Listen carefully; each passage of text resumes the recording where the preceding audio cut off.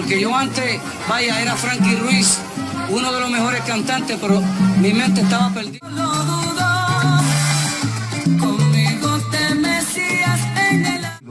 Yo nací en los Estados Unidos, mi familia son de Puerto Rico, de Mayagüez, Puerto Rico. ¿En Estados Unidos naciste? Bueno, en Patterson, New Jersey.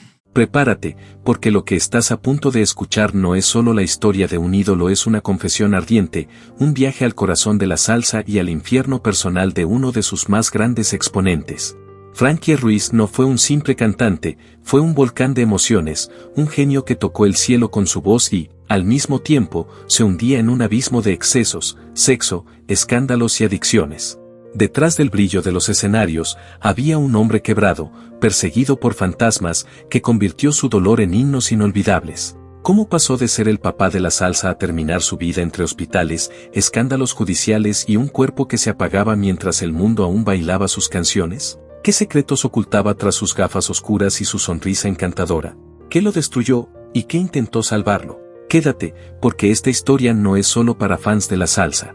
Es para todos los que alguna vez han amado, caído y querido volver a nacer. Esta es la vida cruda, intensa y sin censura de Frankie Ruiz. Antes de que el mundo lo conociera como Frankie Ruiz el imparable, el provocador, el que ponía a temblar las pistas de baile, existió un niño común con un destino extraordinario, aunque él no lo sabía. Nació el 10 de marzo de 1958 en Patterson, Nueva Jersey, pero no fue en los rascacielos ni entre las avenidas frías donde empezó su verdadera historia.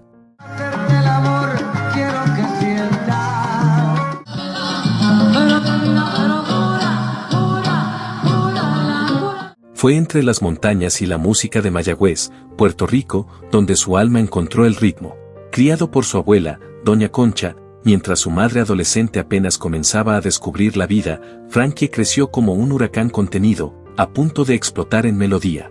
Desde pequeño no caminaba, se deslizaba al compás de los boleros que improvisaba golpeando cacerolas, mientras su hermano Junito hacía retumbar las tumbadoras. No se trataba solo de talento, era instinto, pasión y una locura encantadora que nadie podía enseñarle. A los 13 años ya estaba en un estudio de grabación con Charlie López y su orquesta. Nadie entendía cómo un niño podía sonar con tanto sabor. Su presencia era tan escandalosamente magnética que pronto lo apodaron el Tartufo de la salsa, como si fuera un travieso demonio del ritmo soltado al mundo para hacerlo bailar. En 1974, la familia regresa definitivamente a Puerto Rico, y ese adolescente delgado, eléctrico y con una mirada que ya lo decía todo comienza a tomar los escenarios de la isla. Su voz destacaba entre las agrupaciones La Moderna Vibración y La Dictadora, pero el gran giro llegó en 1977, cuando se convirtió en la voz principal de La Solución. A los 19 años lanza su primer disco con ellos y el fenómeno no tarda, temas como De Sentimiento me muero y La fiesta no es para feos lo consagran como una figura juvenil, sí, pero con el alma de un veterano. Su segundo álbum con la orquesta sacudió la escena con La Vecina y La Rueda, convirtiéndose en el soundtrack inevitable de fiestas y verbenas. El impacto fue tan grande que la mismísima escudería de Tommy Olivencia, la más respetada del género, lo recluta en 1981.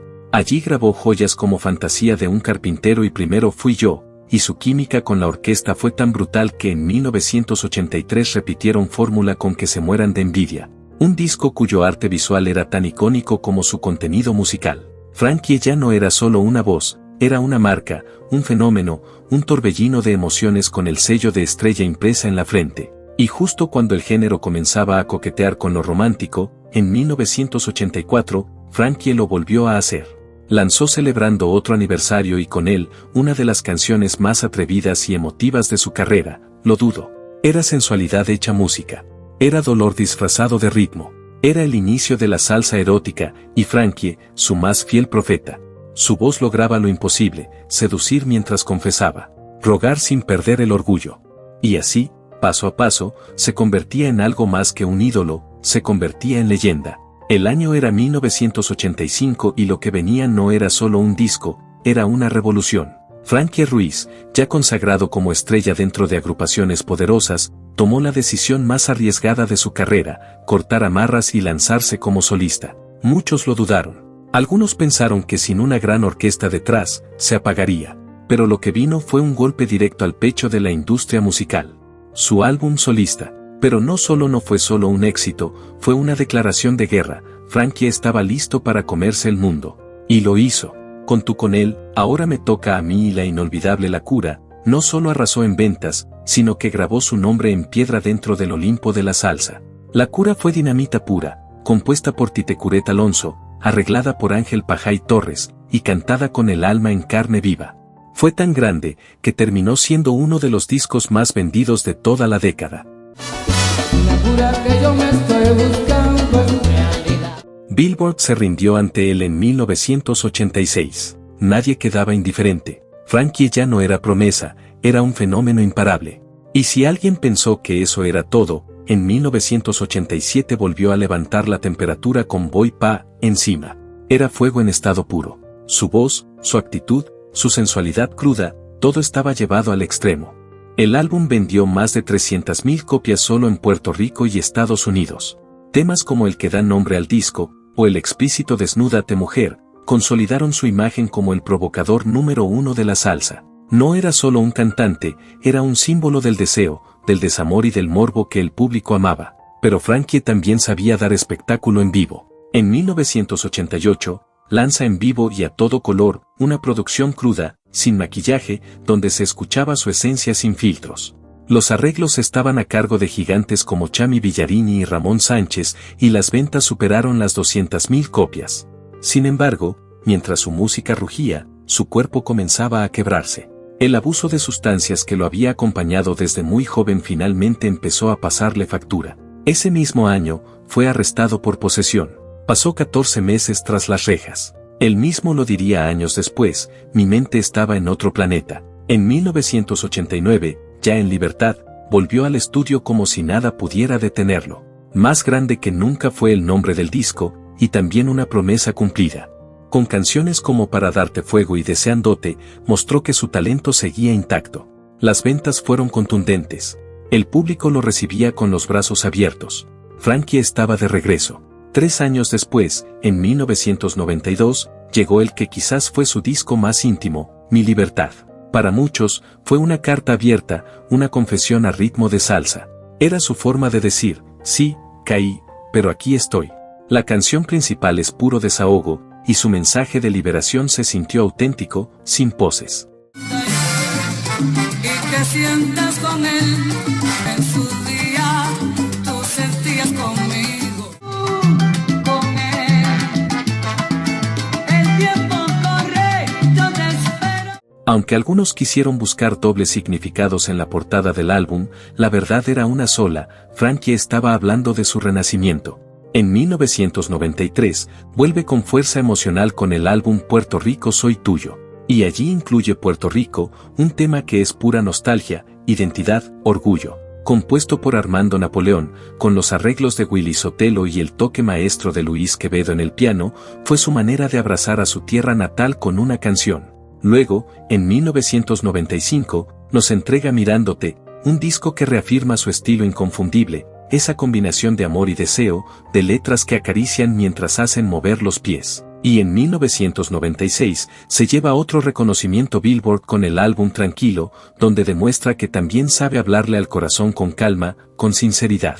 No es amor de cartón y papel, cantaba, y no mentía, cada palabra era vivida, cada estrofa era una cicatriz.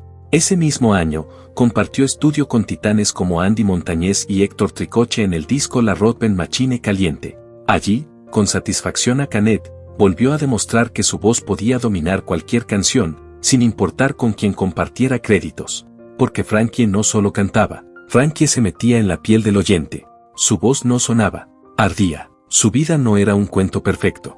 Era una novela intensa, con ritmo, sudor y alma.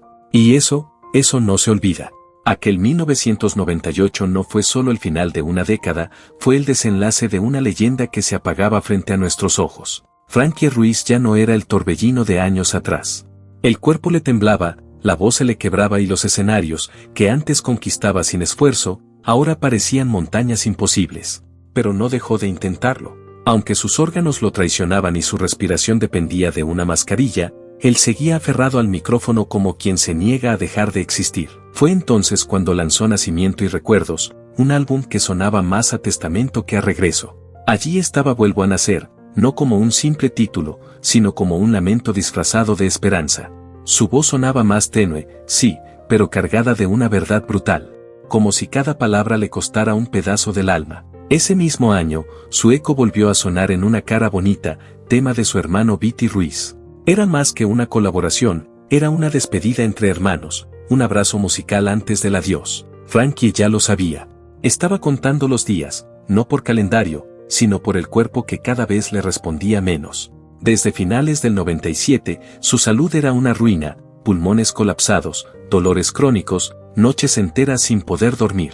En público sonreía, pero por dentro era un hombre quebrado. Las sustancias lo habían acompañado como una sombra desde que perdió a su madre en un accidente. Tenía apenas 22 años cuando la mujer que lo trajo al mundo desapareció en un instante. Nunca volvió a ser el mismo. Aunque muchos inventaron rumores sobre enfermedades que nunca tuvo, lo cierto es que su enemigo fue más común y más cruel, una cirrosis hepática fulminante. Diagnóstico en mano desde 1995, Frankie enfrentó sus últimos años como un guerrero herido. Hospital tras hospital, caída tras caída, pero seguía prometiendo que volvería. Hasta que llegó su última batalla. Fue en el Madison Square Garden, el 11 de julio de 1998. Quiso cantar Vuelvo a nacer una vez más, frente a su gente, frente al mundo, pero solo pudo entonar una estrofa antes de que su hermano Viti terminara por él. El silencio que siguió a ese intento fue ensordecedor. No fue solo su última canción, fue su adiós. Vuelvo a nacer quedó grabada en su tumba, en un libro que lleva ese nombre y en el recuerdo de millones. Solo alcanzó a grabar un tema de lo que sería su siguiente producción, y esa pista se convirtió en su testamento emocional. Murió el 9 de agosto de 1998, con solo 40 años, en Nueva Jersey. Lo enterraron cerca de su hermano Junito, cerrando así un círculo de sangre, música y tragedia. 9 días después, las calles, los radios, las discotecas, todo lloraba su partida. Porque Frankie no fue una estrella cualquiera, fue fuego, fue alma, fue verdad. Su historia no es la de un ídolo intocable, es la de un hombre que amó, cayó, se levantó y se despidió con una canción que aún duele. Hoy, artistas de todo tipo siguen citando su nombre, Frankie J.R., Jerry Rivera, Wisin, Charlie Cruz, y muchos más. Todos reconocen lo mismo, que hubo un antes y un después de Frankie Ruiz en la salsa. Él no solo cantaba, confesaba. Y en esa última confesión, nos dejó la más dura de todas. Discúlpame, nunca supe que era un juego, y sin darme cuenta, me enamoré. Y así cerramos este viaje por la vida intensa y apasionada de Frankie Ruiz, un artista que dejó huella no solo en la salsa, sino en los corazones de quienes lo escucharon. Si te atrapó esta historia y quieres seguir descubriendo más leyendas como esta, suscríbete al canal y activa la campanita para no perderte ninguno de nuestros próximos videos. Ahora cuéntanos en los comentarios, ¿cuál es la canción de Frankie que más te marcó? ¿Y qué opinas de sus últimas palabras antes de morir? Te leemos.